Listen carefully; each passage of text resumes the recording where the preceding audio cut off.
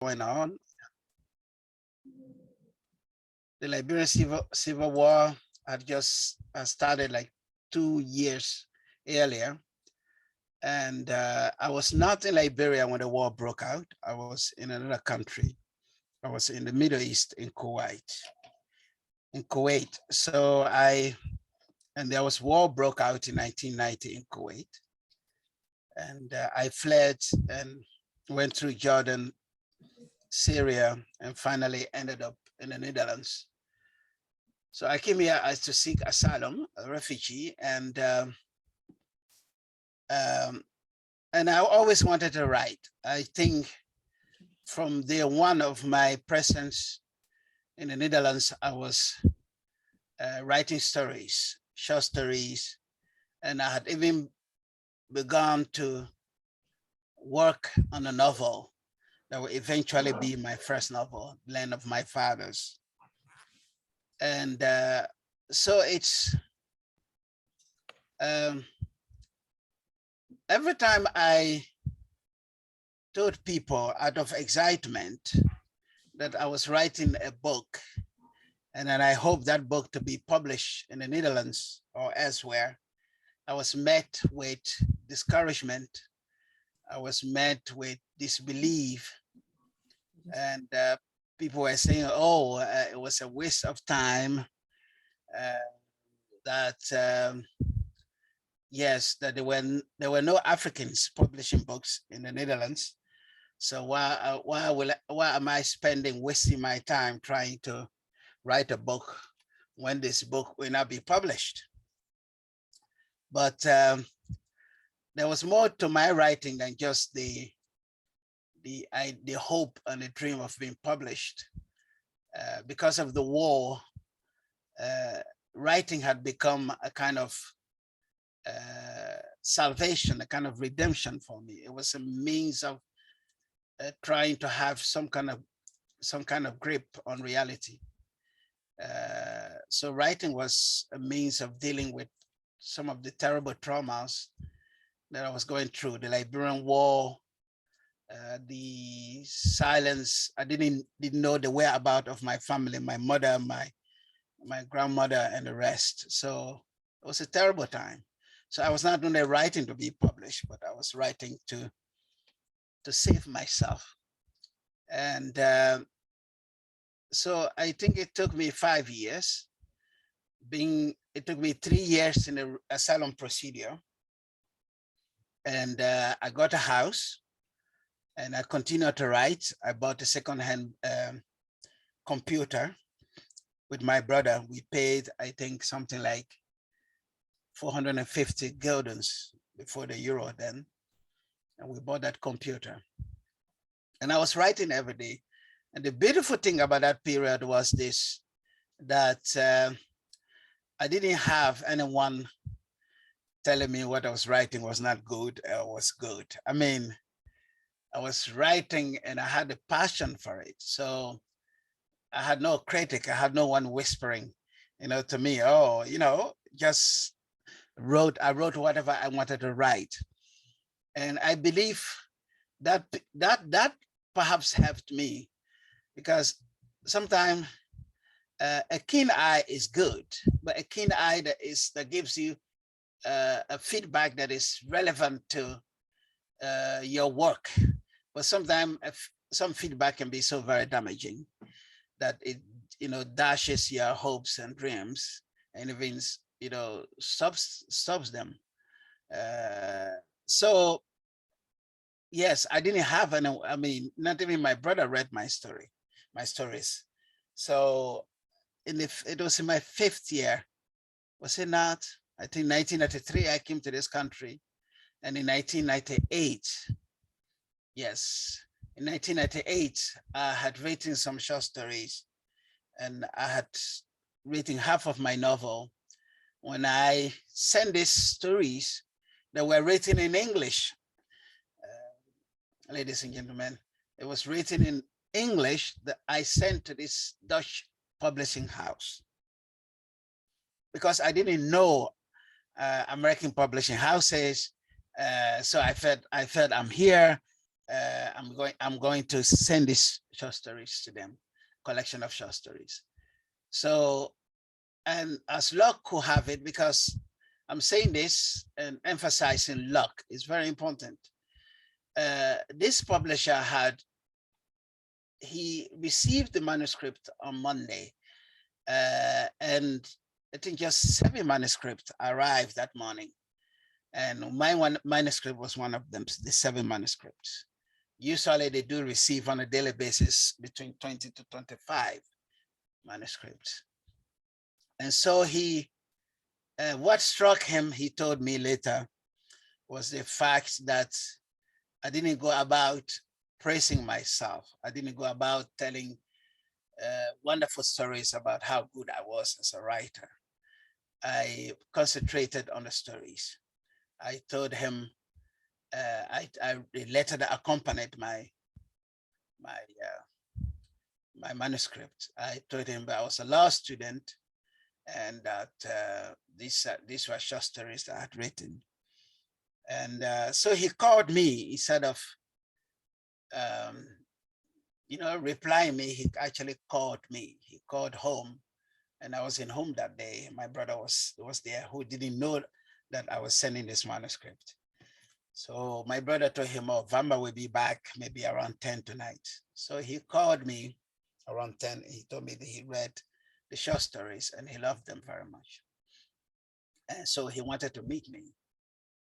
And we are talking about 2 Liberian boys, African boys, who were refugees, and looking at our status as Africans in the West, how difficult things are. And then you're hearing someone who was looking beyond the language, because this story collection was not in Dutch at all, it was in English, and telling you he wanted to meet you. So it was a dream come true in every aspect. And my brother and I were dancing. We were playing some African music. I don't know, maybe it was Kenyan or I don't know, Nigerian, but we were dancing and so very happy. And 2 days later, I sat across to this man and I brought the manuscript of my novel. So he told me, "Oh, I would like to read this novel this weekend, and I will call you on Monday." So he called on Monday. He told me, "Look, let's concentrate on the novel, and then later we can always publish the short stories." And the novel was not finished then. So they gave me an advance, which I had never heard of, a book that was not finished, and talking about luck here also. So they gave me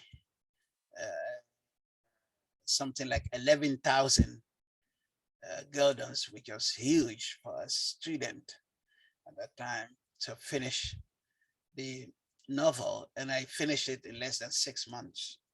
So I was writing feverishly every day. Yeah, thank you. Yeah, do the groet, eh? That's my daughter. So, so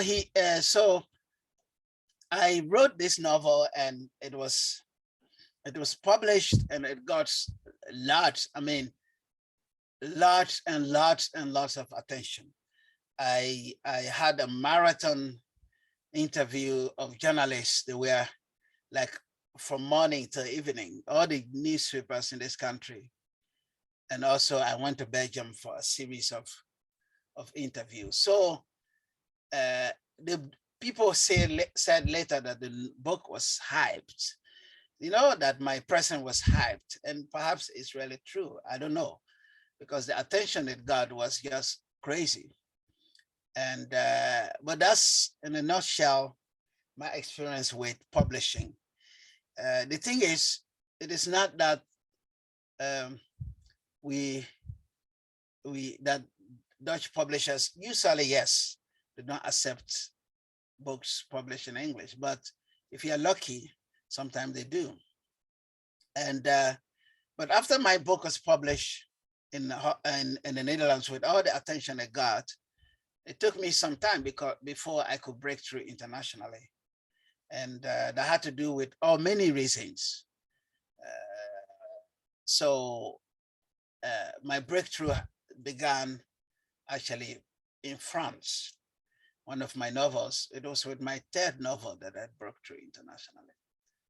You know, so that's my experience. Maybe you might have questions, you know, and I'm ready. So are there any questions? Let me see.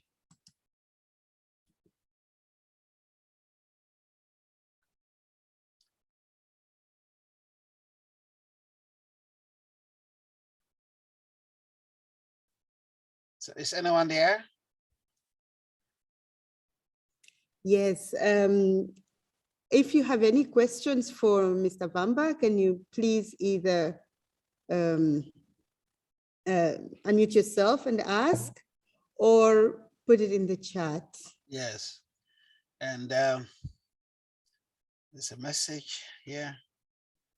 Yes. And thank you, Josephine. And so that was I mean, if you want me to share my experience of you know, international publishers, because I'm published in many languages by now, but I believe is besides the talent, and I always say that there are so many talentful people among us in the diaspora. There are some of you who are 100 times talentful than I am, and but who have never had this opportunity. So it sometimes is time and luck. It's very, very, very important. So it's not always about yes, at which point will you know Nigerian is asking me as a writer that you need to break through internationally? I don't know, there is one particular point. I think it's just what you and the publisher decides. There are, and sometimes it goes beyond even your expectation. You publish a book, and that book will be read by many people, and from then on, the publisher, because you keep the rights, and then the publisher through an agent, because many publishers in Holland, if they want to sell a book internationally, work through agents. That does not mean that you have to have an agent, no, to be published in Holland. But to be published in the US, usually you need to have an agent, or in England, you need to have an agent to make it easier for you to be published. Because usually if you send a manuscript to England, to a publishing house in England, and in America, they don't read it because they don't have time. So most of the time they read manuscripts that are sent through an agent. But in the Netherlands, you can send your manuscript directly to a publisher without an agent. And so if the book is doing well, it depends on how well the book is doing. So if the book is doing well, the publisher will then decide, all right, we are going to promote this book internationally. So then they'll go to, you have these book fairs. The biggest book fair in the world is in Germany, it's in Frankfurt. So they go, it's in October. So they go to this book fair, and then people will start, you know, buzzing, they'll start talking about your book. And then that's when, if it's really going well, I will tell you of a Nigerian guy that I know. He's been represented by a friend of mine who lives in Groningen. So if any one of you is dreaming of trying to write a fantasy or science fiction novel, write to me, approach me. I know someone who can sell, if it's a good story, who can sell that book and get good money for you. So this Nigerian guy who is being represented by my friend who lives in Groningen, he wrote a short story about this Nigerian deities and the Ifa, you know, this cosmology and things. And so this short story was published in the US, and then through the efforts of this friend of mine. And so a publishing house in America read this short story and then asked the agent to ask this guy, this Nigerian writer, to write a novel about it. And they were ready to give him, listen to this, an advance of 50,000 US dollars. So they gave him, he's yet to write the book, right? So the book is yet to be written, and this Nigerian has already received 50,000 US dollars. And so for some of us, some of you who have, there's a secret. If you are thinking, you know, you want to earn good money quickly, I would say write a fantasy or science fiction novel, because most publishing houses, especially in the US now, they are really, really looking for this kind of stories. And the chances are of you getting big money for such a book is very high. Yes. Or if you have a story and you think, you know, this guy is an agent, so you don't know anyone, so you could write me, I could get in touch with him, and you can start conversation from there, you know. Richard is asking, in the Netherlands, can you carry your money to publish a book, or must you accept the manuscript first before signing a contract? No, you have, in the Netherlands, most publishing houses don't accept money. They actually give you money for your book to be published. You sign the contract, and then in that contract is stipulated that you get between 10 to 15% of the book, for every book that is sold, you get between 10 to 15%. That's what you should know, not more. Even the most successful writers don't get more than 15%. So, but there are publishing houses that self-publish. So self-publishing is that's when you give money to a publisher to publish your books. Those publishing houses are there, but they are not the major publishing houses. Major publishing houses don't ask for money. They give you money to publish your book. So this is how it works here. And sometimes they are, for example, you know, the Ugandan writer Jennifer Makumbe, who had written King 2, and this book was published in Kenya, and she didn't get a cent out of it in Kenya. And but people were, you know, talking about it in Africa, saying this is a masterpiece. And then an American publisher became interested in this book, bought the right to this book, and Jennifer Makumbe has become one of the most successful African writers of this moment. So it's all possible. You know, sometimes you can self-publish a book, which would then, you know, get access. But usually when you self-publish your books, you have to do a lot of work. You have to distribute it yourself. But with the internet, it's easier nowadays. But, you know, ages ago, it was very difficult after you self-publish your book to be able to sell it. Well, nowadays, you can set up your own something, or you have Amazon and everything, which makes that all possible. But the mainstream publishing houses still have a lot of power, even in the Netherlands. So yes, and that time, I think Odilia knows, I was one of the writers that really broke through in this country was a writer from Uganda, Moses Isagawa. So he and I, we are very good friends. He got some money and decided to return to Uganda and enjoy his money. So yes. And so any more questions? There are two questions from one of our participants here. Yes. And she's asking, if somebody from Kenya wants to Yes. publish a book, is it better to try the international or Dutch market? And it depends on where this person is living. Is this person living in the Netherlands?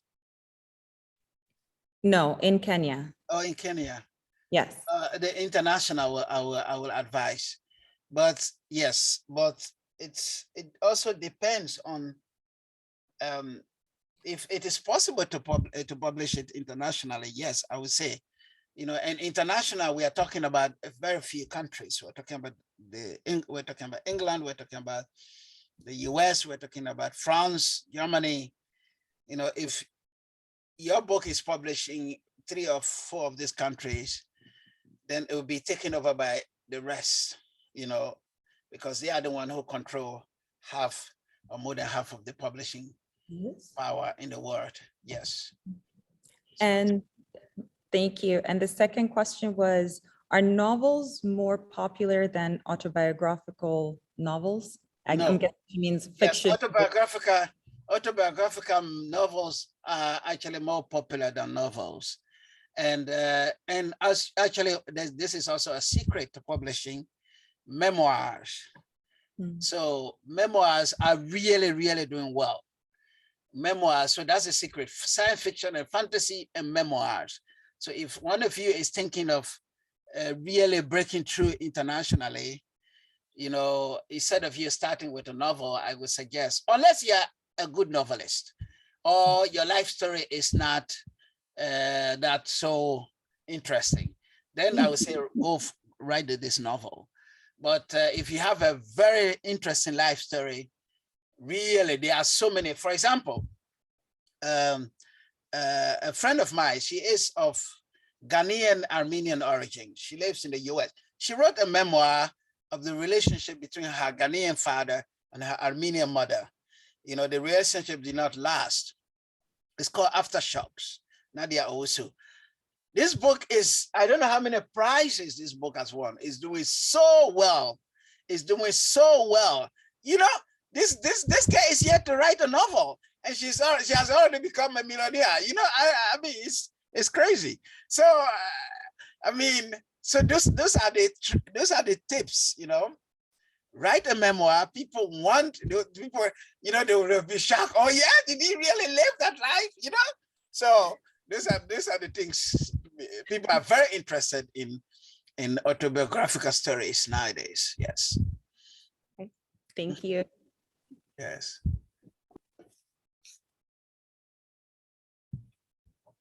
There was a question in the chat. Yeah. It says, as a Nigerian, how do I break through internationally? Also, yeah. a novel on African history sell very well in America or Europe? Yes. A novel, Kintu, Jennifer Makumbe's book, which has sold thousands and thousands of copies, is based in the Buganda is based in pre-colonial African history. And that book is really doing well. It's really doing. So I would say, if you have a story to tell, you know, the best way to break through is, you know, if you go for the best agent. If you want to break through, for example, in England or in America, you know, you write a very good synopsis, and the first 50 pages, I would say, it should contain no mistake, no grammatical mistakes. It should be, you know, double space, Times New Roman, you know, the font. So everything should be very professional before it's being submitted, and don't be afraid of being rejected. Send to like 50 publishers. You know, I'm just saying, and then relax and see, you know, who they want to take the bait. And or if you think it has not succeeded, you could write a short story and get it published, you know, in an international news magazine, literary magazine. So there are many ways of breaking through internationally, but in the end, is to have, and sometimes even nowadays, it doesn't matter whether it's a big publisher or a small publisher. If it's a good publisher, the readers will discover you, and that will lead to a breakthrough internationally. You know, so but the story has to be good.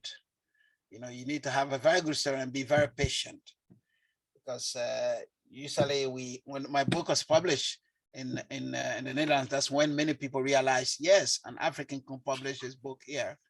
And I was getting manuscripts from people who would just write, you know, carelessly, full of all kinds of mistakes, you know, and then readers see that mistake, and yes, and you know, they reject it. So, which is terrible, you know. So that's my advice is to be very patient and not be afraid, you know, of writing anything.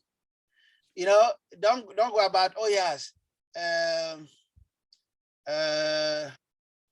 oh yes, you know, maybe no, maybe people will not like this story. So no, every story is important. Every story, it depends on how we tell it. You know, every life is important. Every life, every human imagination, whatever you imagine is important being shared with the world. You know, so, and that's the power of literature. That's the power of novels and stories. You know, that it makes us, this stories make us to you know, to see ourselves better, to look at ourselves better, you know, to have insights in our own lives. So I will just say, you know, every story, each of us right now, just for example, if as a thought experiment, if I ask any one of you to narrate what we just you know, what he experienced today, although all of us will have, you know, aspect of today's event, you know, we'll mention it in that book or in that story, but the way you look at it, the way you experience it is very different, you know. And some of us will be, you know, hilarious. Some people might find it very serious. Some people might find it very funny, you know. So it's, we all look at life differently. So that's what makes it so interesting, you know. And can a science fiction novel from Africa sell in America? This is what I'm telling you, Richard, that science fiction novel is the one selling in America. This Nigerian guy wrote a science fiction novel.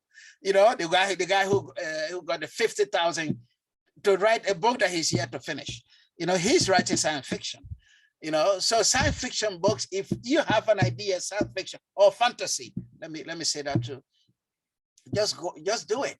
People need, and for the women among us, you know, I mean, one of the secrets, actually, women writers are much more successful than we, the men writer. So I mean, all this the Western publishing world want women, you know? So, I mean, if I'm a woman, I would just, I mean, resign from my job and just work 6 months, you know, nonstop, and get that book finished and then publish it and get some money and just, you know, and yes, there's someone, Agnes from Melbourne, Australia. Hi, Agnes.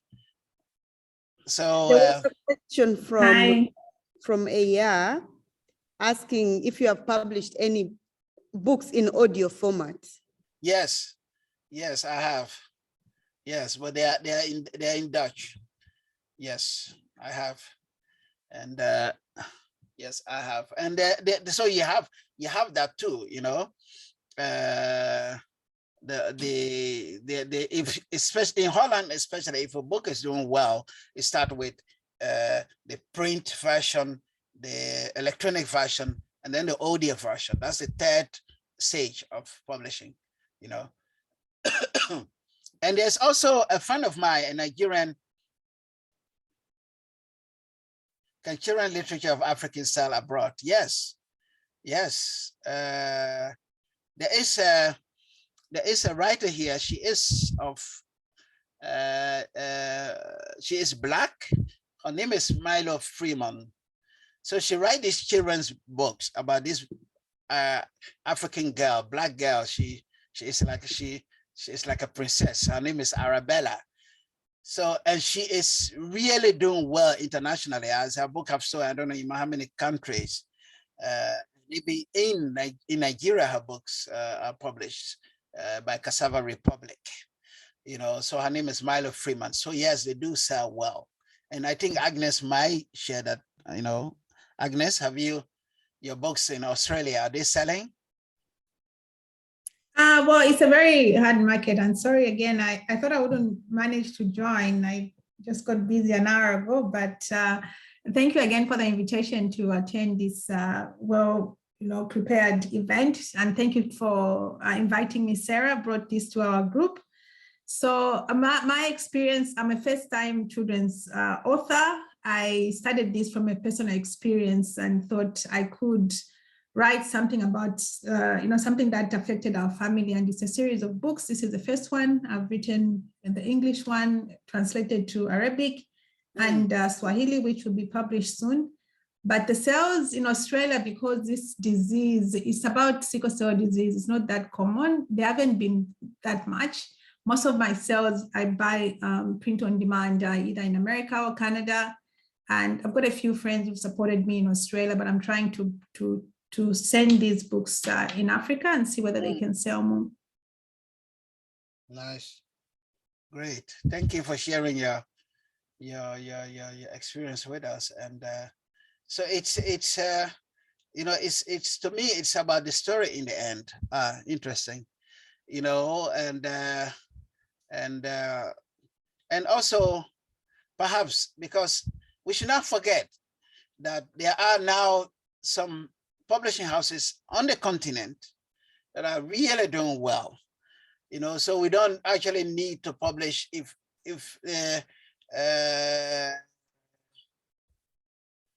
yes. So Richard is asking the question. Let me explain this. So the what was I saying? Publishers on the continent. You were talking about publishers on the continent. Yeah. So you have many in Kenya, in Nigeria, in the French-speaking parts of Africa. There are many publishers that are publishing books. Actually, what Cassava Republic, for example, is doing is that for those very high-profile African writers in the US and England, whose books are published in those countries, then Cassava Republic will buy the rights, the African rights to those books, and then publish them in Nigeria and distribute it in Africa. So these things are happening. So sometimes you don't necessarily need to be published in America. If you have to try the big publishing houses first, you have to go out for the best and the best. And if you receive rejection, that does not mean your story is not good. No. How many times have we seen, books that are masterpieces of world literature that have been rejected by all those big publishing houses, and later it's published by a small house? Harry Potter, for example, we all know that, it's published by a small publishing house. I don't know how many million this woman has earned. So it's not a rejection of your talent. Don't begin to doubt it. If you have done the work and you continuously, submit your novel, one day it's going to happen. So if it doesn't happen in the West, look to Africa, go to Kenya or Nigeria and try to get your book published. And if it's good, people will start to talk about it in Africa, and then they will spill over here in the West, and that success will come.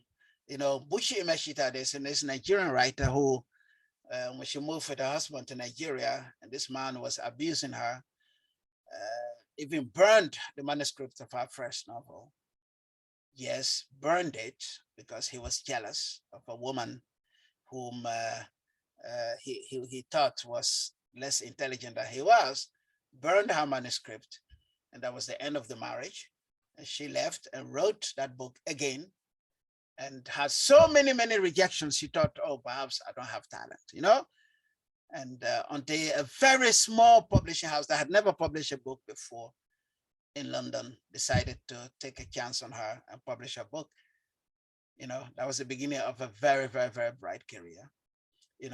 So it's about, perseverance. It's about hard work.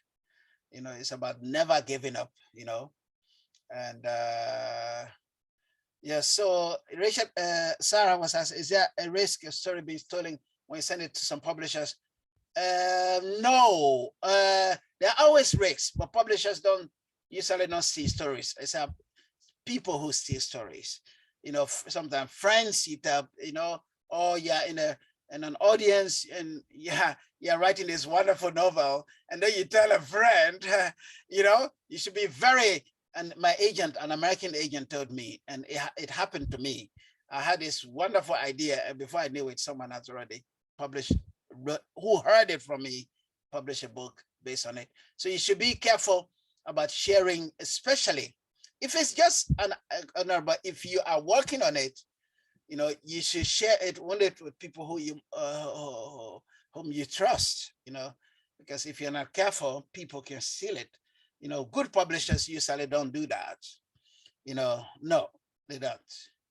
They don't, unless they are publishers that are struggling. I don't know, but good publishers, no, there are people who see ideas and change characters. Actually, there is a case of a Black Dutch writer, Cynthia McLeod. I know her very well. She wrote a book, published a novel, and this novel was an American woman stole the idea for this novel, changed the characters, and published this novel in the US. And so she was thinking, this American lady is thinking that no one will ever know, because I mean, the writer is in Holland and she is in the US. Now, somebody somewhere read that book and began to see the, you know, the similarities, you know, and this book was recalled from the market, you know. Yes, how about sending your books to print? Can they print excess to sale without your knowledge? It is possible. African writers have suffered from this many years. Writers as Gunji wa Thiong'o, Kamalai, many of these European publishers, yes, they stole a lot of our books, or made money out of it without the African writers, you know, remained poor. Some of them die in abject poverty.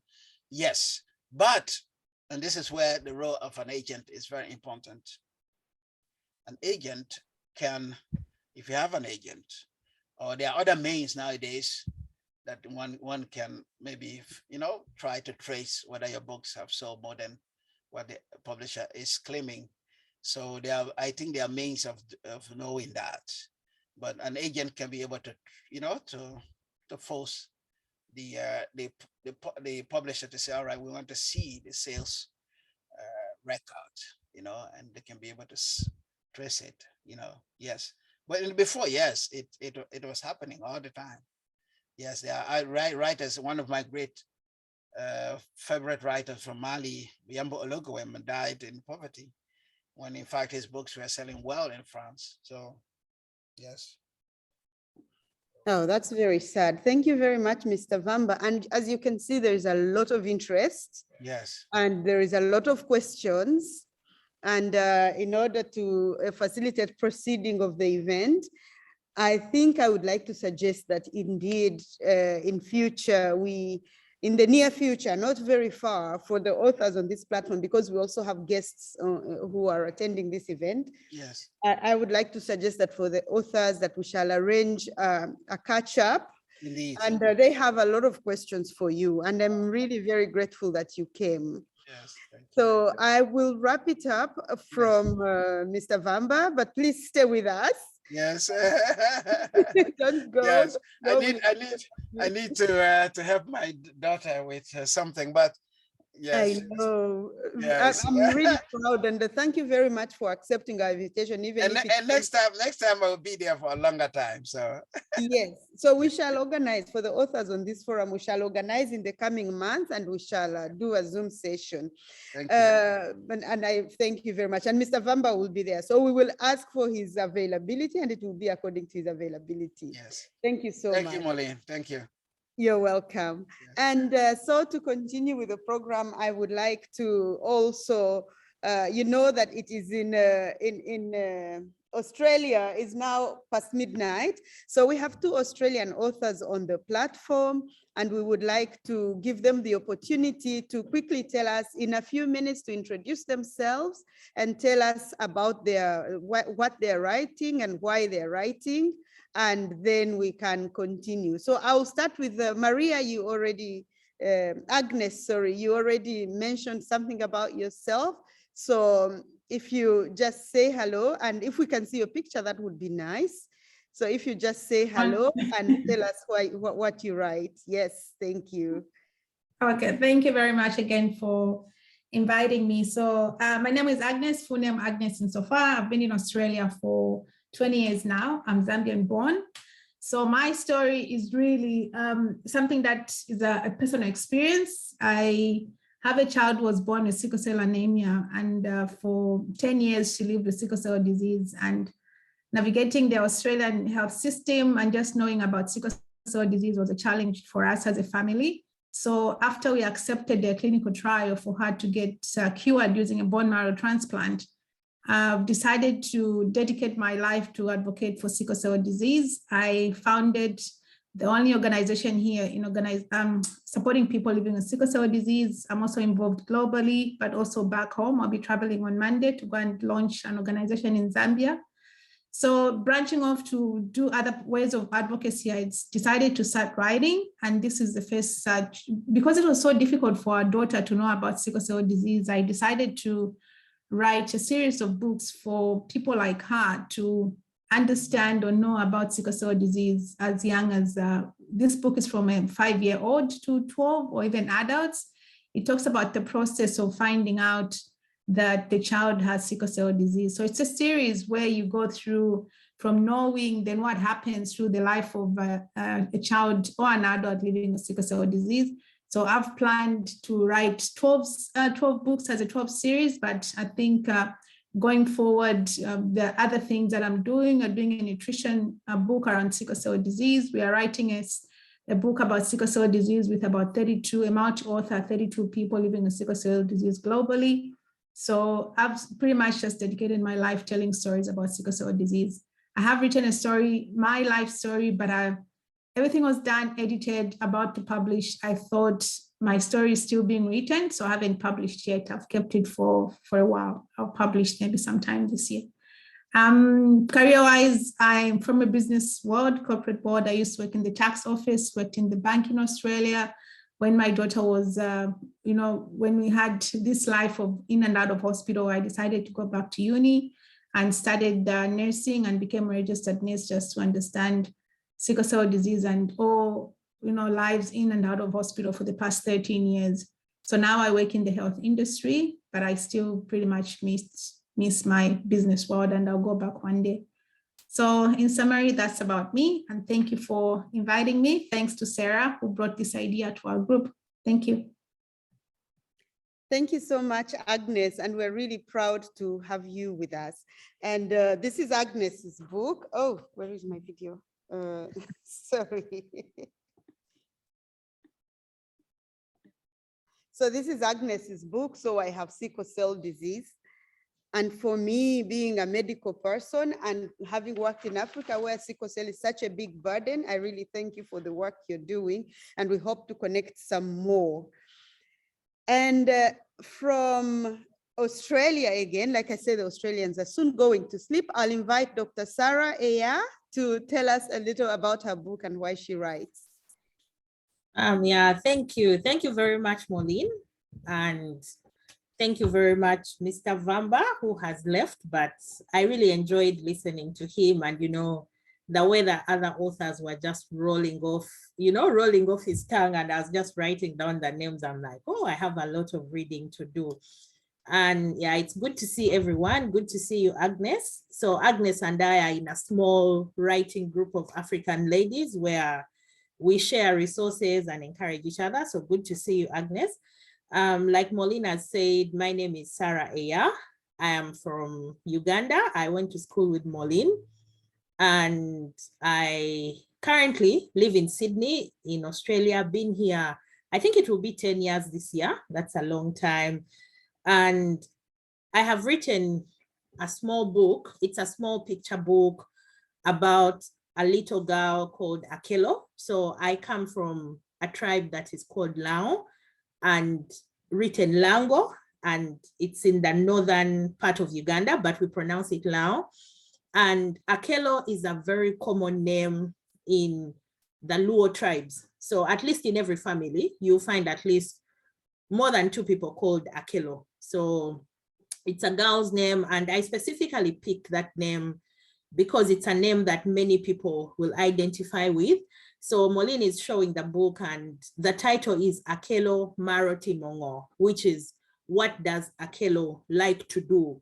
And it's just a small picture book showing about 20 things that Akelo likes to do. She loves to go to the market with her mom, and there is a picture, and it's bilingual, written in Lao and in English. And it's also translated in 4 other languages, Ugandan languages that are spoken in Uganda. So there's one in Alur, there's one in Chinyarwanda, and then there's one in Luganda. And upcoming, I'm working on a translation in Acholi and also in Kiswahili and in Kumam and Japadola. So I plan to translate in as many languages as possible. And why do I write? Combination of 3 things. As far as I remember, I have always written. When I was in primary school, I used to write short articles for one of the local Uganda newspapers, and I would get paid a little money, for writing those articles. I always have a notebook with me. When I'm in meetings, I'm always writing. I have always written. So it's a combination of loving to write, I love to read, and then I love children. So I think the focus of my books is on children. I've always loved children, but I had never noticed it. And since I came to Australia, one of the things I've always done in church is teaching kids church. So I'm a Christian and I'm involved in church. And I've always told children, I like to play with children. I like to read books. So it's a combination of loving to write, loving to read, loving children, and then also loving my local language, my indigenous language, and wanting to make my contribution to the preservation of that language and the preservation of the culture. So it's that combination of loving to write, loving to read, loving children, and then loving our indigenous languages. I think being out of Uganda has shown me how important our languages are. And it has also shown me how important it is, for someone to at least be able to understand or know the basics, of the language of, where they come from. So that is why I write. And what do I do in my other life? In my other life, I am an academician. So I work at a higher education institution. I am a lecturer, and then I also do part administration in addition to the teaching. Yeah, so that's it about me. Thank you very much, Moline, for organizing this. And I look forward to more sessions like this. Yeah, so that's it. Thank you. Thank you so much, Dr. Sarah. I find it very strange calling you Dr. Sarah. I just like calling you Eya because that's what I'd call you all my life. Just call me Eya, that's okay. Yes, absolutely. But thank you so much for your inspiring work. My daughter is learning from your book, and she's practicing a bit. So it's very amazing that we have that. I see that Jesse is online. Jesse, I would like to welcome Mugero Jesse from Uganda. Please tell us about your work. Thank you, Dr. Moline and colleagues, for arranging this exciting conference. It's good to be here. My wife Pamela told me about this conference and this initiative. I'm very excited to be here to share a bit of my work. I'm an author of the book, self-published, titled Justice Unlimited, How God Works Through Flawed People to Achieve Justice. And this book has been really inspired by my work as a lawyer and the experiences I have had seeking justice for the disadvantaged, and just seeing how the whole situation can sometimes appear very hopeless. It is good that there's a breath of fresh air when you can contribute uniquely through providing sometimes almost free legal aid to help people recover their dignity and their life. A lot of my work has also been influenced by my time working as a documentation officer for some of the crimes that happened during the war in northern Uganda and southwestern Uganda. And Justice Unlimited is my first non-legal book. So the audience, they don't have to be lawyers. Anyone who is interested in justice and knowing what role they can play in helping to make the society more just would benefit from reading this book. I sent a copy and it is also available on Amazon, and I'm happy to be here. Thank you, Dr. Moline, and let's there any more questions, but yeah, I'm happy to be here. Thank you.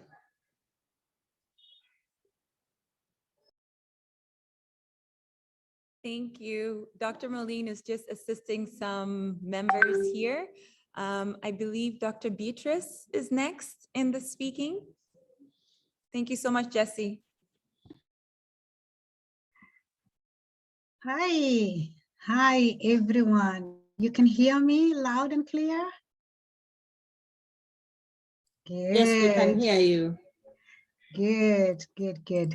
Thank you so much, Moline, for inviting me for this wonderful, wonderful function. I had the privilege of meeting with Maureen this morning because she is just my neighbor, and I was smelling the food she was cooking. And so I decided to go there and taste it before it reaches anyone else. And be rest assured, she is a true representative of what Africa is, good food. Yes, so I'm so honored to be in this forum today. My name's Dr. Beatrice Lukose. I'm actually originally from Kenya. Many people think I'm from Uganda because of the last name, but yes, perhaps I am.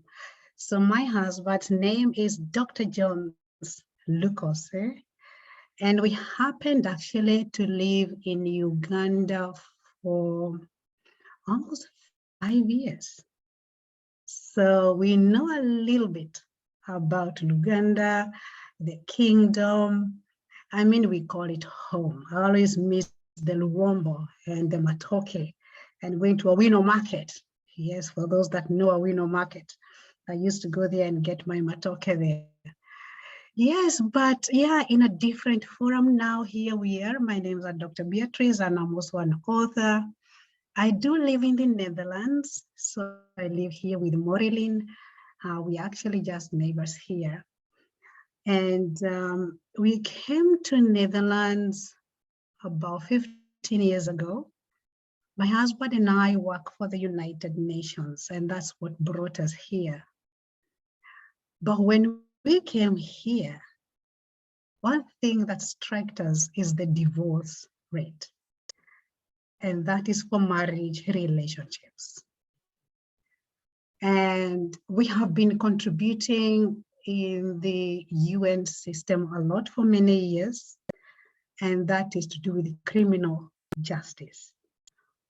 And it's just amazing how many of the criminals that we deal with, their inspiration to do evil has stemmed somehow, for one reason or the other, from a broken link in their growing up.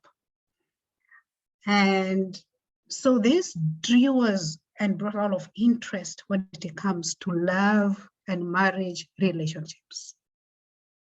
Coming from Africa, very traditional. My husband is very traditional. I'm also very traditional. I come from the Kikuyu tribe. He comes from the Luya tribe. Coming to Europe, by then, the divorce rate was about 60%. Today, as we speak, in Luxembourg, the divorce rate is about 89%. And this number is becoming big and big. So we asked ourselves, how do we contribute in the society, at least to stop this percentage from growing bigger and bigger and bigger? And as we speak now, I hear also in Africa, it's now about 20%. So it's cropping in a big, big way. And so we said, you know what? In our own small way, as a married couple, we could have something that we can do. So we authored our books. So our books are actually on love relationships. The first one is tuning your relationship to last a lifetime. And the second one is what she needs to blossom. And then we realized, let's have something for the men. How to become a nurturing husband. So we have authored those 3 books. They're in English at the moment, and none of them has been translated into Dutch language. And then during the pandemic, we decided, since now we cannot hold our physical seminars, since we cannot meet people, why don't we go on this social media? So we decided, okay, what we could actually do, me and my husband, we just do little acts of kindness to one another. So for example, he could wake up in the morning and just give me a peck. So we take a video of that and put it in TikTok and also Instagram. And there's one particular one that strikes a chord, and we did this on the eve of 2020. On the dawn of the new year 2020, we did this video and put it out there, and it was actually my husband combing my afro, this afro. It went so viral, like within a few hours, 2 million, 3 million. Oprah magazine, Viola Davis, international organizations were looking at the video, they wanted to repost it, they were asking about it. And because the message around it was about love, this African man who has been combing his wife's afro since they got married 24 years ago, then like 25 years ago, it really went viral. And we realized this message of love is actually striking a chord in so many people's lives. So we didn't stop. So we've been doing it now, just short videos, and then we give them to our daughter and tell her just to put them out there. And within 1 year, a lot has happened. On TikTok alone, we have like 1.2 million followers, about 64 million likes. And so we realized, okay, perhaps going the social media route also really helps. So we have also online programs for those who are single, for those who are dating, and for those who are married.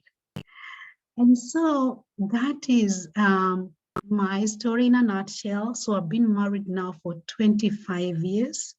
We still do work with the United Nations, but we also give back to the society through our love coaching. So personally, I'm a certified love coach as well. And this year, out of public demand and out of a research that we did and listening to people's questions, which were, how do I know that they are the right one? They could come to me and they're like, Beatrice, how do I know that he's the right one for me? And if anything, where do I find them? So this year we started a business, we are calling it Love Matchmaking. Using scientific tools, well-proven tools, core values, personal traits. So we have started what we are calling confidential, personal, really personalized, very private matchmaking. So that is me in a nutshell.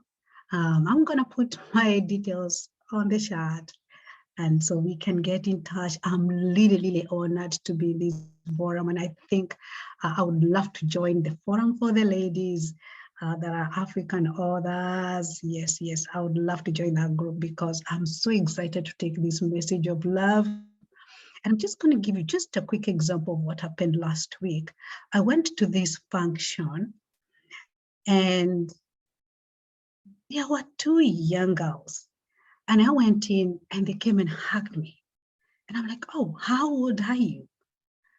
And they're like, I'm 13. And then I'm like, but how do you know me? They're like, oh, we watch you on TikTok.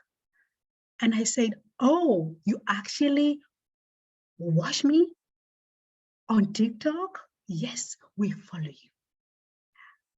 And then a few minutes after that, I met with the mom and she said, Beatrice, what you and your husband are doing, we cannot do. Our children are hooked on TikTok and they're watching all sorts of things. And if they can meet a Dr. Beatrice there and Dr. Jones, who are actually bringing that authentic, true way of living as an African. And I think this is why even the videos really have been going viral, because this is true African way of doing things. Very simple, very authentic, palatable.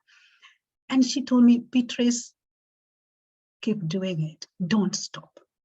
Don't stop. At least for the sake of our children who are really swallowed up in TikTok.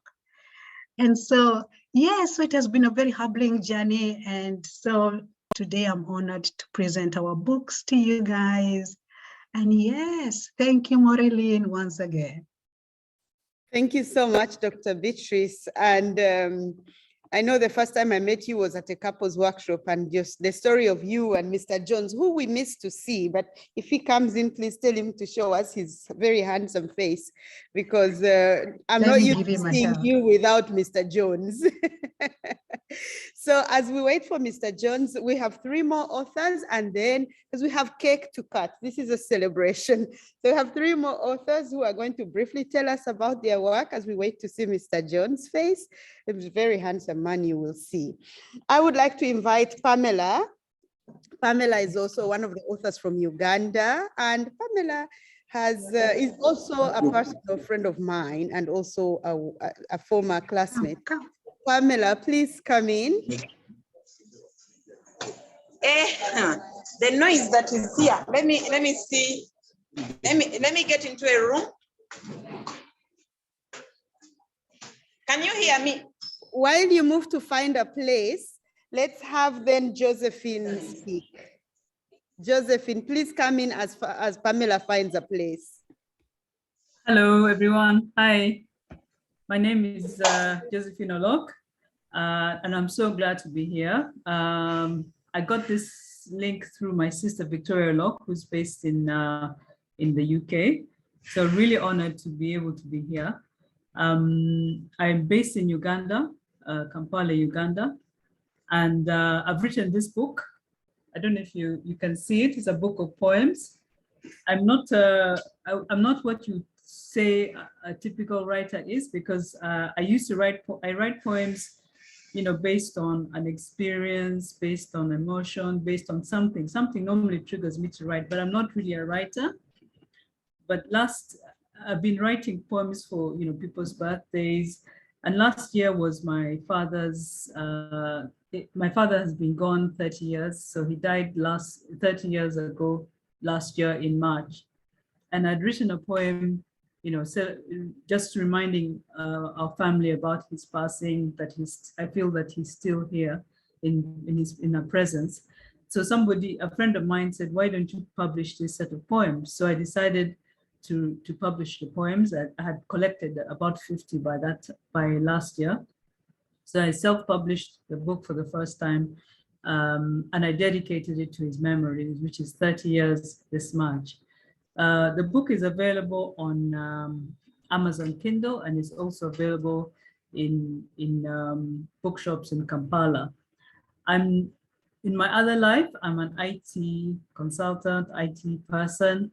I founded a software development company, and I work on boards in the banking sector and fintech. So honestly, I don't see myself as a writer, but now that I'm published, I guess you would say that I am. But it's really, really a pleasure being here. And I want to say so many thank yous to everyone, but in particular to Dr. Moline. So grateful that, for all your support in getting in this initiative, in helping us market our books. So very grateful for that. Thank you very much. And I look forward to further interactions and to learning more about what it takes to be an author, what it takes to market your books, because I'm very, very new in the game and I'm not your traditional writer. So thank you very much. Thank you. Thank you very much. I think many people say I'm not an author because they've not been paid for writing, or they say I'm not a writer because they haven't earned money from writing. So I think I'm just going to go with what Mr. Vamba said. We all have a story and every story is beautiful. I've read 2 of the poems from your book, really beautiful poems. It's hard to believe that you're not a professional author or a professional poet. They're very beautiful poems. Thank you. Thank you so much. By all means a writer. Thank you. I appreciate that. Thank you so much. Thank you. And Pamela, if you're in a quiet place, please tell us about your work. Hello, I hope you can hear me. Okay, great. So my name is Pamela Mugero. I used to be called Bai and I got married. So took on the name Mugero recently. I wrote the book Running in Heels. The reason I wrote this book is really, I was just reflecting on my life. I have had a very interesting career life. Short, but quite interesting. I've worked for corporate companies, and corporate companies with all their politics have a lot of drama around them. So I decided that when it came to writing, there's a friend actually who told me that I'm ever telling them stories about my workplace and they are quite interesting. All my stressful stories. So I looked at it as an opportunity to share that to the world, especially the lessons that I learned from there. And also I combined it with my own life and how God has been faithful in so many ways for me to come through. I'm hoping that maybe I'll write the second one that follows this one, because my career life continues to be dramatic, full of up and downs. The book was well received by the Ugandan market, which made me happy. I remember specifically Aristoc booklets asking for the book before I took it there. Bring your copies, bring your copies. They called me like twice. They were getting impatient. So I had to give them copies. But then after that, the buzz kind of subsided. So when I went back for when the books were done, because people really bought them off the shelf, they weren't so forthcoming in terms of putting in new copies. So it's really about the demand. But I'm so grateful that I've done this in my life. It's one of the things I feel is very significant in my life, that I wrote a book and my children can read it and see what their mother went through, and my grandchildren and my great-grandchildren. So I think writing is a blessing and I hope I can write again. Yeah, that's me. Thank you very much, Pamela. I'm really proud to know you. And I hope that this community we are starting of African authors coming together will continue, because now there are really no barriers. There are no barriers, there are no country barriers. And so we can come together more often and encourage each other. So thank you so much for being there. So we have 2 more authors who are not physically present. We have Richard. Richard, can you please tell us about your story? Okay, can you see me here? Yes. All right. Yeah, thank you. My name is Richard Nekwa. I'm from Nigeria. I'm from Akodi, Nigeria. I hope you can hear me. We hear you, but there is a feedback. There is a lot of feedback and echo in the background. Okay. Let me close my mic. Okay, my name is Richard Nekwa. I'm from Nigeria. Can you hear me? your. Can you speaker. hold your speaker? Can you hold your speaker, your microphone? Yes. Okay. My name is Richard Nikwa. Can you hear me now? Can you hear me? My volume is very loud here. It's a bit better, but it's like you have radio in the background, so we keep hearing a buzz. But it's better now. Okay, okay. All right, okay. My name is Richard Nikwa. I'm from Benue State in Nigeria. Just carry on. We'll try to hear. Right. So the host under my nose is my first fictional novel. I wrote this novel to bridge the gap in our country, Nigeria. Hey, Richard, can you unplug the and just speak directly through the phone? Unplug the speakers, the microphone. Yeah. Can you hear me now? Yeah, Can you speak hear me directly now? through the phone Yeah, and see if that will be better. Can you hear me now? Yes. All right, that's very good. Okay. So my name is Richard Nikwa. I'm from Makurdi in Nigeria. Yes. So the host under my nose is my first fictional novel. I wrote this novel to bridge the gap between ethnicity and religion in my country. Because in Nigeria, we have primarily Muslims and Christians. It's like a population of 50 to 50. So Nigeria has a population of more than 300 million people, approximately. So this novel has been written to bridge that gap because there's tribalism, there's nepotism, and many other issues that face our country because the tribes are up to 500.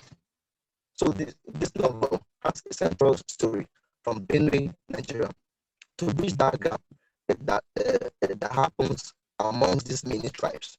So I wrote the manuscript for this novel 10 years ago. That was when I was in the university. So this novel mainly is to bridge that gap, to bring to bear issues facing our society. So that's basically about the book, and I'm very happy it's gaining traction because many people, they seek for peace in my country because the tribe, the population, and all the issues we face. And on present, we have problems of banditry, of many issues. So this novel is bringing that story to the simple Nigerian, to the average Nigerian and African, that yes, we have these issues, but yes, we can be one. So I chose that title mainly to illustrate that yes, Nigeria has a nose, and the two nostrils belongs to the north and the south. We are Christians, we are Muslims, but we belong centrally to Nigeria. So that is the illustration and the idea behind my book. So my 9-to-5 job is in the banking sector. I'm a profit center manager in Nigeria. I work for United Bank for Africa, UBA PLC. So I'm married. I have 2 beautiful daughters. Wow, Yes. that's very beautiful to hear about. Oh, yeah. It's a hard copy of my book under my nose. If you can see it here. If you can see it. All right. Yeah. Thank you so much. Yes, It's interesting to hear because most of the authors here have day jobs. And I'm really looking forward to a day when it will be that we can focus on writing and earn from writing and say goodbye to day jobs because these stories are very important to tell. Thank you so much. I would like to invite Cookie. And Cookie, are you in? Yes, Cookie is in and he was under Nigerian Eye. Cookie, good. Greetings, everyone. Can you hear me? Okay. The name is Cookie Iwaha. I'm a creative writer by passion, a dialogue facilitator, and a journalist. I have 2 nonfiction works and 2 literary works. Both of them are poetry collections. The first one was written 11 years ago, titled The Contents of Our Empty Graves. It's a poetry collection on social vices and decolonizing the young African youth. The current one that is just released this month is titled The Tragedy of Being Born Beautiful. The Tragedy of Being Born Beautiful is a poetry collection that was written to draw attention to social issues in my society and in Africa at large. As a writer, I love to bring to the front burner Africa's indigenous cultural content that is being discarded as archaic at this time in history due to the cultural clash that civilization and colonization has ushered into our societies, which Africans are at a great disadvantage because of the unwavering influence of, impacts of colonization, neo-colonization on our social system, traditional beliefs. And we Africans just watch in dismay as our cultural properties are devalued by even we ourselves. It's not all gloom anyway, because African artists are still exporting artistic expressions of African content to the global community through music and movies.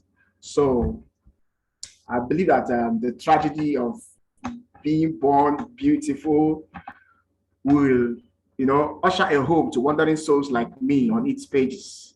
It has poems on the Chibok girls that were kidnapped in 2014 in northeast of Nigeria, where over 1,000 children has been kidnapped in the past 9 years because of insecurity and terrorism hinged on religious fanaticism.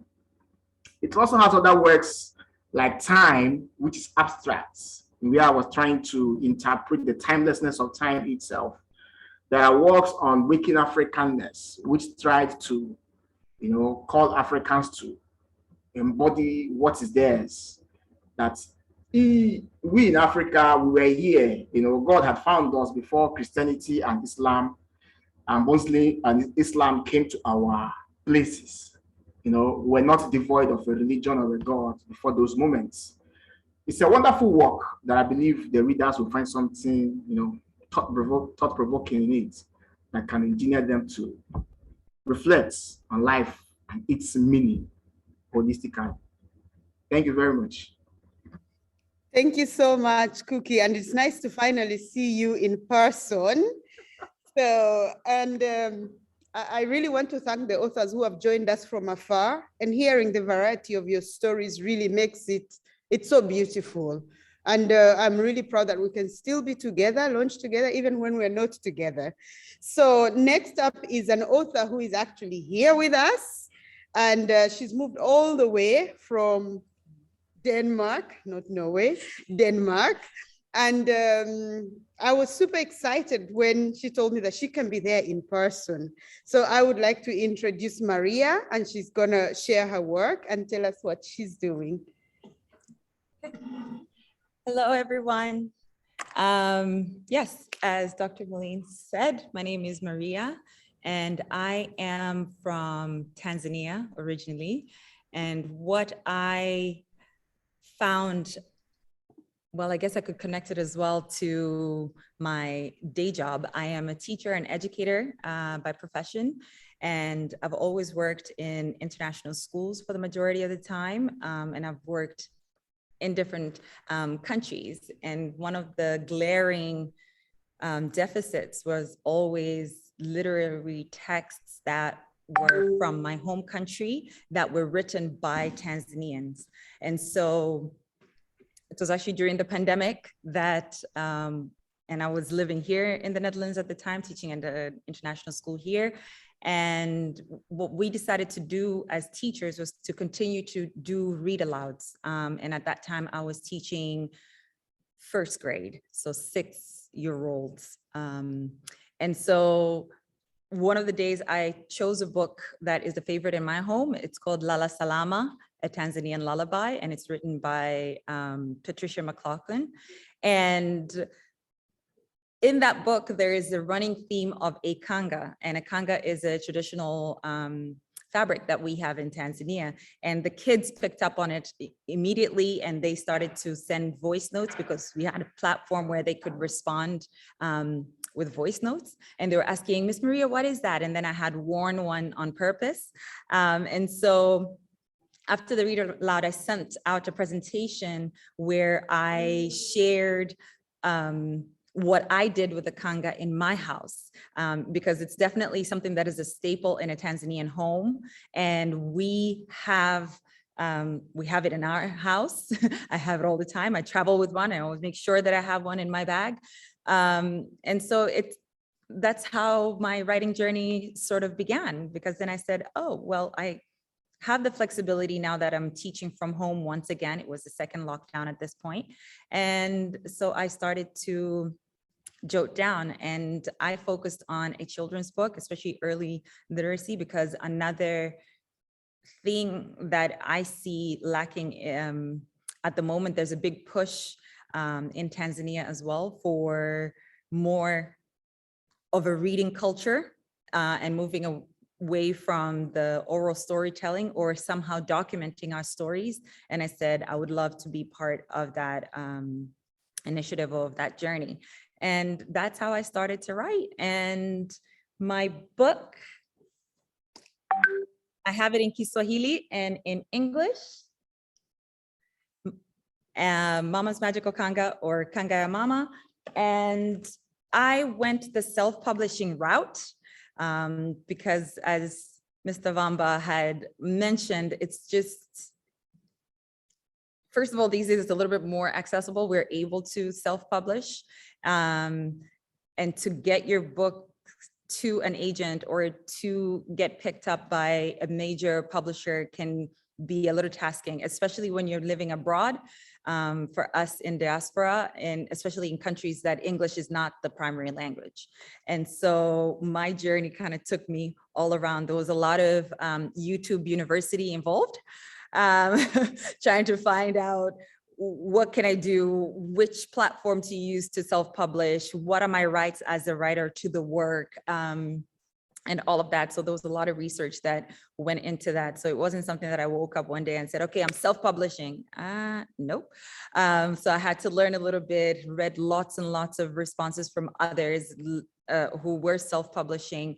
And so I decided to self-publish with Amazon, but by having my own ISBN and owning my work, because that was the downfall. Because if you publish directly with just Amazon and they issue you a free ISBN, which is always very exciting for someone who's like, yeah, I'll save a few bucks. And but you cannot publish it then outside of Amazon. Your work is owned by them. They're your publisher. So I had to find a way to get ISBNs. And so I bought a set of ISBNs, and they were cheaper actually to buy in bulk versus small numbers. And so I began with that. And then once I got it on, I started with a paperback, which is available even right now on Amazon. And then the next hurdle came where Amazon does not recognize Kiswahili yet as one of the languages that they use to publish. And I did not want a bilingual book, like a combined book. And so I had to find an independent printer to do my printing. And so I have been doing that. And then of course, working independently and navigating and all the sales and all of that has been a bit tasking, but also a really great challenge and learning curve for me.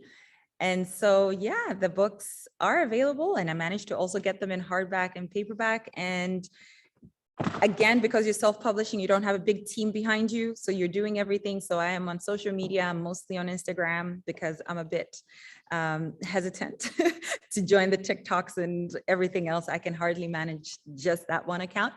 And so, yeah, and that's how I push my book out there. I shared with my community first, and then it started to grow from there. And luckily, I have been able to, the word has kind of been spreading by mouth, and that's how I've been getting my sales. And I did a book tour because what was important for me as well was to make sure that it goes off to Tanzania, where I wanted to be. That's where I want my book to really actually be accessible to children. And so, yeah, I did a Tanzanian book tour, and I read to different kids at various schools, and they shared with me, and the response was so unbelievably welcoming, and it really just honored my dream of saying that, hey, it can be done. And I was able to speak to so many others and be embraced with other Tanzanian authors that I didn't even know were out there in diaspora, and they've just been cheering me on and encouraging.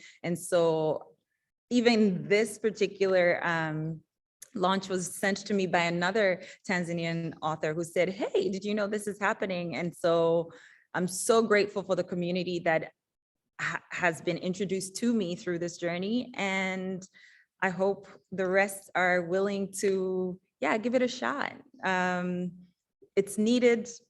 So just chase your dreams, go out there and do that. Thank you very much, Maria. You have said something very interesting. I did not know that Amazon does not accept or publish in Kiswahili. Through their, and this is through their print on demand, their KDP publishing. You can buy it or somebody else can do it for you to get it on, but you yourself to upload the book and sell it, you have to list the language. And if it's in Kiswahili as a primary language, it's not yet there. Although there we are, we're still fighting, right? Yes, I think the journey just began because Kiswahili is one of the most important languages in the world. I mean, it's soon to be the African language. So surely we have to push for that. So thank you very much. And I'm very glad you could be here in person. And now we shall hear from also another author who has graced us with his presence, and he's here, and he's also from living in the Netherlands. Mr. Godian, please, Mr. Ejiogu, right? Yeah, you said it well. Oh, I'm getting good at this. Mr. Godian Ejiogu. Yeah. Good afternoon. My name is Godian Ejiogu. As Maureen said, I live here in the Netherlands, so I wanted to come. I just got contact with Maureen through a friend. Talking about author, I never intended to write anything. It's because of one kind of experience I had on issue of peace. So I discovered that peace is possible in life, at least personal peace in life. So in 2018, when the world was celebrating 50 years of Martin Luther King Jr., who wrote American Dream, I Have a Dream. So I was called to write an article, just an article for the biggest publishing company in the Netherlands, Koch. I think one of the 10 biggest in Europe. So I wrote the article for them, for a platform they just set. They asked me, why not turn it to a book if I can do that? I said, it's okay. So I wrote it. They asked me, okay, can you write Dutch Dream, the dream for Netherlands, like Martin Luther King Jr. wrote for America? I said, well, it's okay, I can do that. And having issue of peace, so I wrote a book. It's called My Drum, that is my dream in search of a peaceful and justice society, which is, yeah, I haven't found a country that has it. And in this book, I discuss how Netherlands can be maybe the first country in the world that can have peace and justice for all. So that is how I come to write. And the second book came because of the first. So the first, they are asking me, how can you get to that peace? Then in my second book is a story of a family. And it's something that truly happened. So it's a family of marriage between an African man and a Dutch white lady. And they have children, and there is always conflict and issues of racism in that family.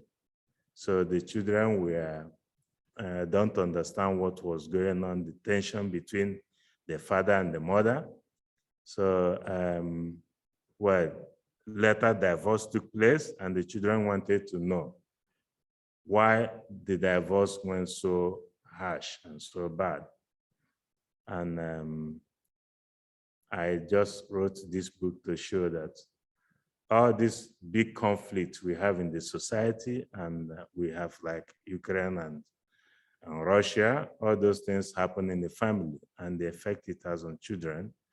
So what we see happening in the society in a big scale, it also happens in a family in a small scale.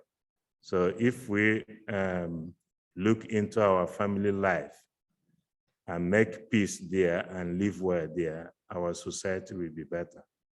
So my books focus mostly on issue of how to achieve peace in your life and also in the family. Personally, by profession, I'm a theologian and a spiritual caregiver. In the Netherlands, I worked in the parishes before, but now I work in the society for everybody. I think that's what I'm really happy for this gathering, and I encourage Moline to keep this up, and we need to support it very much. The last book, I published it myself because I want the content to be exactly what I want. The first one, the content was about 300,000 words, and it was reduced to 70,000 words. Actually, it's 3 books in one. So for the second one is very special issues. So I decided to live in what I want, and yeah. So Thank basically, you're saying that when you publish the book with a publisher, you don't have as much control on what you put in, or they can adjust it to what they want? Sure, that's what they do because it have to be marketable for them. They pay you money for that, and they have to be able to make sales. Yes. So they have to remove things they think is not fitting in their publishing vision. Yes.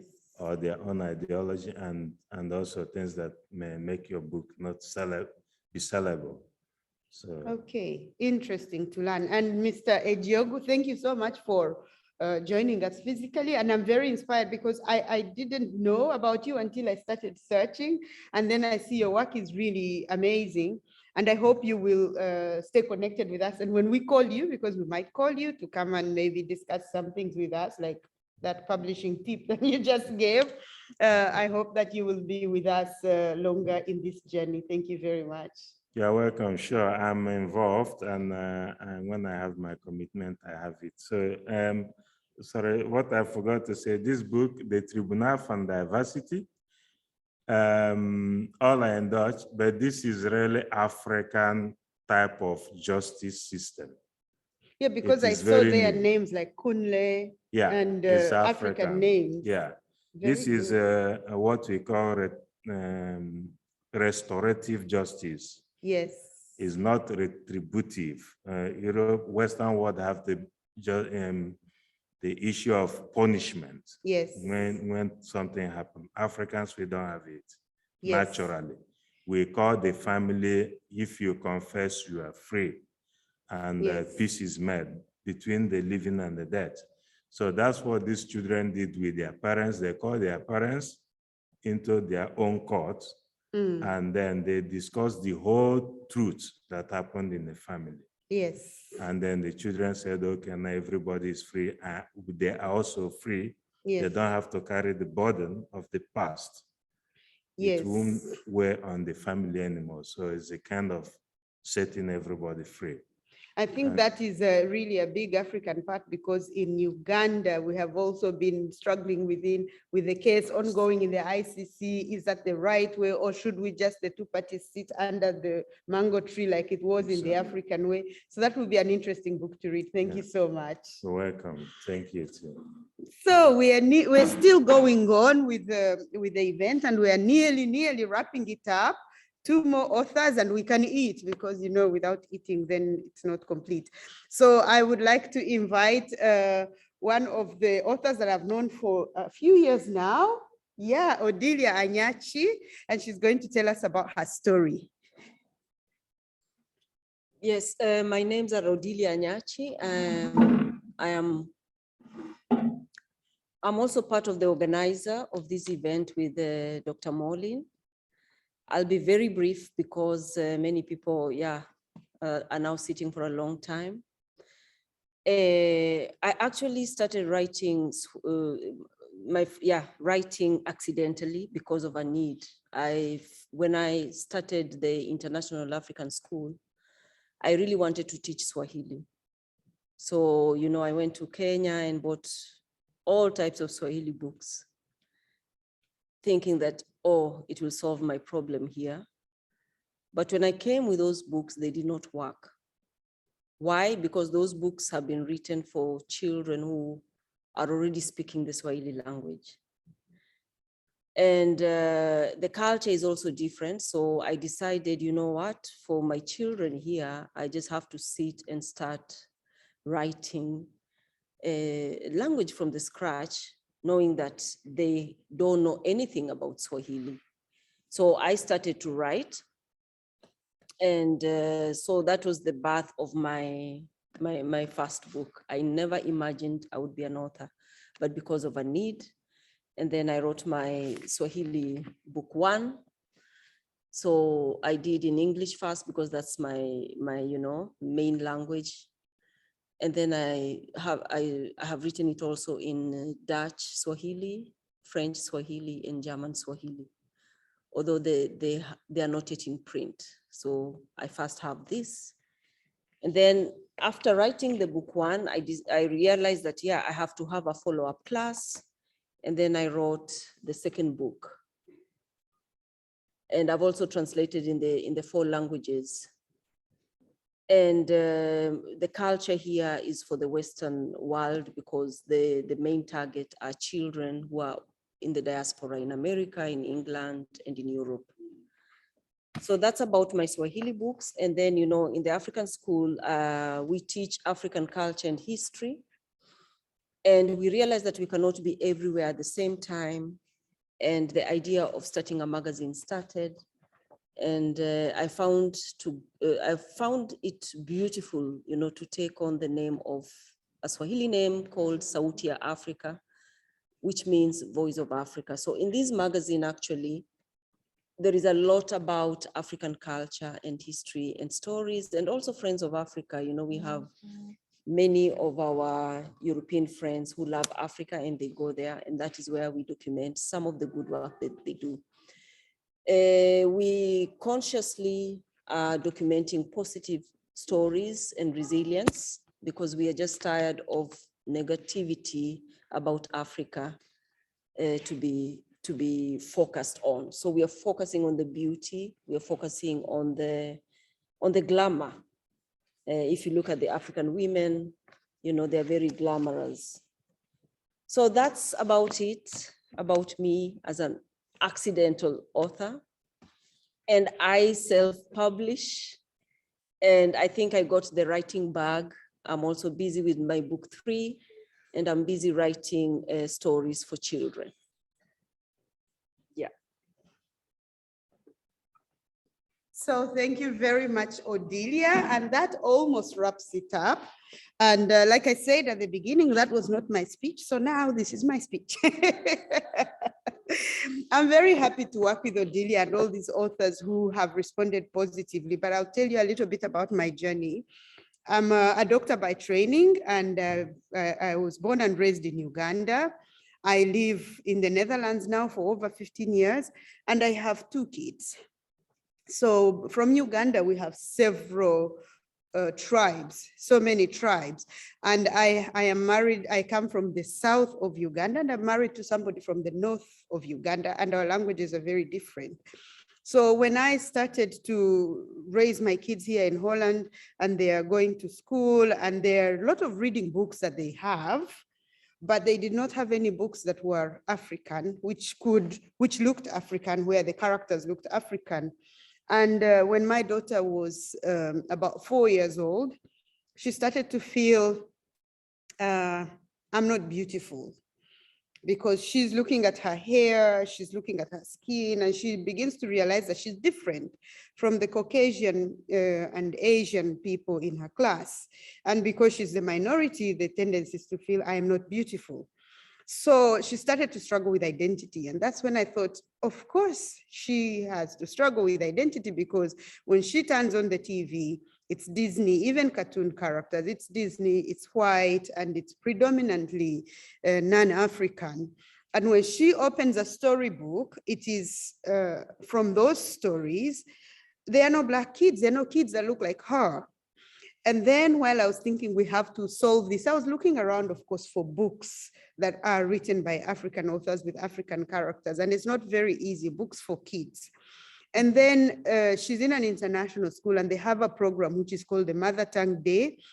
And this was the turning point for me to start to write, because for Mother Tongue Day, they're supposed to bring a book in their mother tongue. And so I went on Amazon, I searched, and I was thinking, shall I get an Acholi book because her father is Acholi? Shall I get a Runyankole book? Nothing, I could not find anything. So that's when I decided, okay, I am going to write the books myself, at least something she can take home and say, this is, in my mother tongue. So I wrote the first book, and anyway, I thought my kids need to learn Acholi. So this was my first book, which is Wafonya Acholi, Let's Learn Acholi. And it's self-published because, of course, getting published like for an Acholi book, people are thinking, who is going to want to read an Acholi book? So what I was looking for in a publisher, in an illustrator, was somebody who can draw African illustrations. So I was very clear with my publisher that I'm independently published, but I had a publishing company. It's published by Author House. I was very clear that I want all the characters there, almost all, to be generally African, and everything there had to be African. So that was my first book, and it was really the basics of learning Acholi. And so it's just some illustrations, some pictures, and some basic sentences. This was my first book.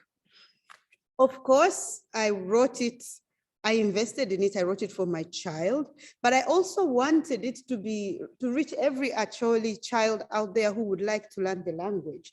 And I must say the response was, like people are thinking, why do I need to learn Acholi?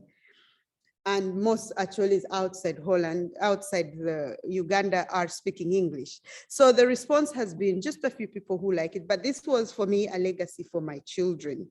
And then I also wrote So Said Grandma, and this is also in English, but it has sayings, African sayings that are in my language. So Said Grandma, Timeless Wisdom from African Sayings. This was my second book, and this has gotten some good response because it is talking about African wisdom and the sayings, and it also has some stories. And so, but I also keep the illustrations quite African. That's always for me a very big thing. But what made me very proud about this book is that some schools have put it in their libraries, but I also had some kids who have read it. So it's not only for kids, it's really like for independent readers. But I had a friend whose child read it, and then they said, oh, now I know more about Africa. And this is a child from Cameroon. And when he read it and he found something about getting involved in chores, everybody doing their chores, because there's a saying about that, he went and asked his mother, said, I want my own chores. I'm 9 years old and I have no chores. So I was very proud to see that the book is actually changing lives. This was my second book. And then my third book was specially dedicated to my godchild, which I wrote with a friend, which is Let's Learn Kinyarwanda. And that is also, in a way, promotes culture about Rwanda and also the language. So that was also, this has received a bit more welcome from the community. And then this is just published yesterday. So this, I'm very happy to launch it, is about learning Runyankole. It's a Runyankole Ruchiga picture dictionary. So I write basically to transform the way a child growing up abroad sees their countries, sees Africa. And that, for me, is a very big task. And so I thought about bringing together, I mean, I have 4 books and I have never launched. So because as an independent publisher, you don't have a team. So that's why I thought, how about if we were to launch together? Because when you think about launching, you're thinking about money, you're thinking about renting a space, you're thinking about calling people. You know, you can do a launch and nobody shows up. So that's why I don't take it for granted, all you people who are sitting there. I do not take it for granted that you're here, because you can do a launch and nobody shows up. But when I told my friends, I said, when we come together, at least if each one brings somebody from their network, we'll be able to have some confidence to launch. That's why I organized this event. And in the last year, we've been doing a lot of African activities. And this is where I put a call to anyone, to whoever is here, whoever is listening, doing these kinds of things which are not popular, like it's not like a popular thing to say, oh, I'm promoting African culture, I'm promoting African authors, because it's not the kind of thing that you approach somebody and say, oh, can you support this cause? And that you will have overwhelming response. So my appeal to you as we launch this and as we do this is, we need your support. For those who are here, you have already overwhelmingly supported us by being here in person, and this is encouraging for us. So my appeal to you is that please support the work of African authors. And when you are called upon, please come. But most importantly as well, financial support, for example, to organize this launch and get everything ready and, you know, rent a space is not something that is easy. So if you can support in any way, even today, like supporting towards this event, you're very welcome. Just approach one of us, and we are looking for financial support. We're looking for connections. We're looking for information. That's how you support us. So Jesse has a question. How do you know all these languages to write different local tribe books? Yes, that is a very important thing. First of all, when I wrote my first book, Acholi, I'm not Acholi, I don't speak Acholi. In fact, I am learning Acholi. But by profession, I am a child. I said I'm a medical doctor. When I came to Holland, I studied early years. So I'm an early years teacher. And I have seen writing for kids is very easy because you don't need long sentences. It's not a literature writing. So to have, for example, books and animals and something translated, all I need to do is get a really good translator who will translate the work for me. So I pay a translator to translate, for example, to Acholi. When I wrote the Kinyarwanda book, I wrote it with Dr. Ernest, who lives now in Belgium. And actually we had a translator from Rwanda, who is a relative of his, translate the book. And then we have somebody read through it and check it, because a children's book is not like a novel. You don't have to really know the language. What is important for a children's book is the illustrations, and the illustrators, it's easy to tell the illustrator what you want them to do. So that's how I managed to write these books, because I get translators, and for me it's to put it all together. How do I want the child opening this book to see it? If there are no other questions, I will go to the most important part of today, which is cutting cake. For the authors that are not with us, I will eat your piece, but I do ask you, for those who would like to continue following the event, please, you can now, after this, change to the YouTube following, and then we're going to get all the authors together and cut some cake. So you can stay on the line to see. And I really thank everyone. And after we cut cake, we shall go for dinner. Thank you so much.